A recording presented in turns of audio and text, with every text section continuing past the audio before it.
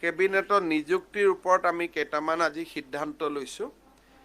আপোনালোকে জানে যে আমি 1 লাখ নিযুক্তিৰ পম খেদি আছোঁ।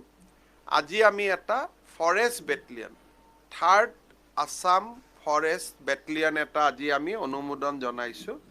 1100 ল'ৰা ছোৱালীয়ে ইয়াত নিযুক্তি পাব। তাৰ লগতে বন বিভাগত খালী হৈ থকা 1700 চাকৰি নিযুক্তিৰো আমি অনুমোদন দিছোঁ। 1700 আৰু 1100 যোগ কৰি দিব। 1100 দি এটা নতুন বেটেলিয়ন হ'ব, বেটেলিয়নটো লখিমপুৰত হ'ব। 1700 আদাৰৱাইজ খালী হৈ থকা পদ, নতুন পদো সৃষ্টি কৰিছোঁ, পুৰণা পদ ফিলাপৰো আমি অনুমোদন জনাইছোঁ।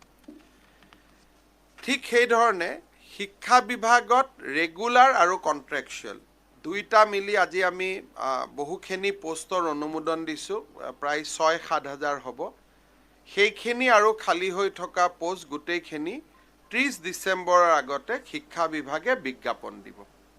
গতিকে আমি মই আপোনালোকক কৈছিলোঁ যে আমি 30 জানুৱাৰীৰ আগতে আমি 1 লাখ চাকৰিৰ এটলিষ্ট এডভাৰটাইজমেণ্টটো শেষ কৰিব খুজিছোঁ। এতিয়া আমাৰ 40,000 আমি নিযুক্তি দিলোঁ, 30,000 ৰিজাল্ট প্ৰচেছিঙত আছে, 70,000 হ'ল।